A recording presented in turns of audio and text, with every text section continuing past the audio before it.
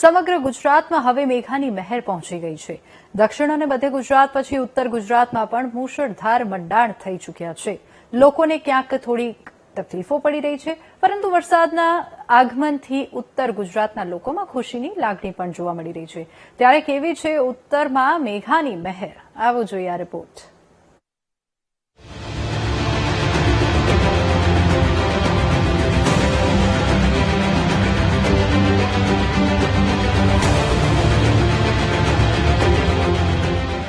ઉત્તર ગુજરાતમાં પણ મેઘાના મુશળધાર મંડાણ થઈ ચૂક્યા છે। યાત્રાધામ અંબાજીમાં વહેલી સવારથી જ મેઘાની મહેર શરૂ થઈ, જેમાં અંબાજીના મુખ્ય માર્ગો પણ જળમગ્ન થયા, જેથી વાહન ચાલકોને મુશ્કેલીઓનો સામનો કરવો પડ્યો। જો કે વરસાદના આગમનથી લોકોમાં ખુશીની લાગણી જોવા મળી।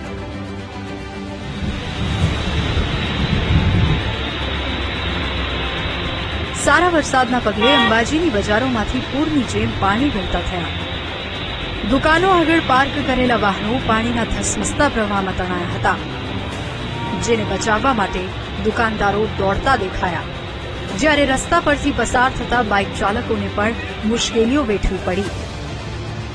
આ તરફ વાવથરાદના ભાબરમાં 7 ઇંચ જેટલો વરસાદ ખાબક્યો, જેના કારણે નીચાણવાળા વિસ્તારોમાં કેડસમાં પાણી ભરાયા હતા।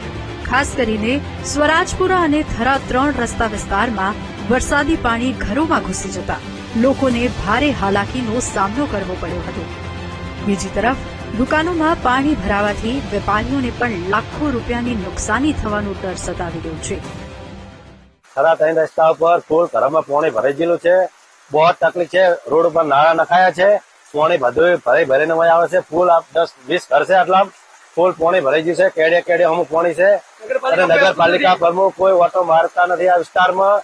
ક્યાંય ચોમાસું આવે તારે કોઈ ઓટો નથી મારતા, એ પ્રશ્ન કોઈ ક્યાંય શકતા નથી। ભાભર શહેરની અંદર લગભગ રાત્રે 3 વાગ્યાથી વરસાદ ચાલુ છે। આ વરસાદ એવો હજી સુધી નેવો જ વરસી રહ્યો છે, ફૂલ ઝડપે વરસી રહ્યો છે। ભાભર બજારની અંદર જે મુખ્ય બજાર છે એની અંદર પાણી ભરાયા છે। એ પાણી દર વર્ષે ભરાતા હોય છે, તો નગરપાલિકા અને પ્રશાસનને વેપારી તરીકે અમારી અરજી છે, એક નિવેદન છે કે આ પાણીનો કાયમી નિકાલ આવે, એના માટે ભવિષ્યમાં પ્લાનિંગ કરે। તો વેપારીઓની જે અત્યારે મુશ્કેલી પડી છે, વેપારી કોઈ દુકાન ખોલી શકતા નથી, એના માટે થઈ નગરપાલિકા અને પ્રશાસન કંઈક કામગીરી કરે એવી અમારી વિનંતી છે।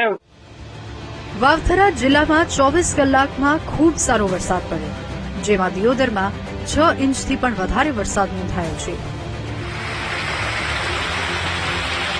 સારા વરસાદને પગલે શહેરના રસ્તાઓ જળમગ્ન થયા હતા। રસ્તાઓ પર નીચાણવાળા વિસ્તારોમાં 2 ફૂટથી ઉપર સુધી પાણી ભરાયા હતા।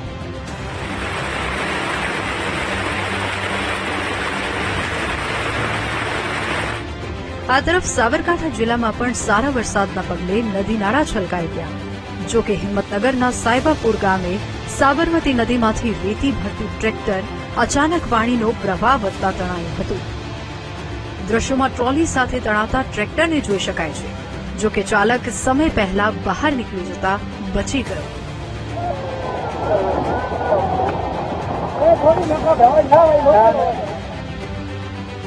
વરસાદી માહોલ વચ્ચે જોખમ ખેડવું ચિત્રોડી ગામના 2 યુવકોને ભારે પડ્યું। નદીમાં પૂરની સ્થિતિ વચ્ચે પણ કોઝવે પાર કરવા જતા યુવકો બાઇક સાથે તણાયા હતા। જો કે સ્થાનિકોએ સાહસ બતાવી રેસ્ક્યુ ટીમ પહોંચે તે પહેલા જ તણાયા યુવાનોને બચાવી લીધા। આ તરફ પાટણ જિલ્લાના તમામ તાલુકાઓમાં પણ મેઘરાજાએ મહેર વરસાવી। જિલ્લામાં વરસાદના આગમનથી લોકોમાં ખુશીની લાગણી જોવા મળી, તો રાધનપુર તાલુકામાં 5 ઇંચ જેટલો વરસાદ પડતા રસ્તાઓ છલકાયા હતા। એકંદરે જિલ્લામાં વરસાદના આગમનથી લોકોને પાણીની ઘટમાંથી છુટકારો મળવાની આશા જાગી છે। Bureau report, VTV news.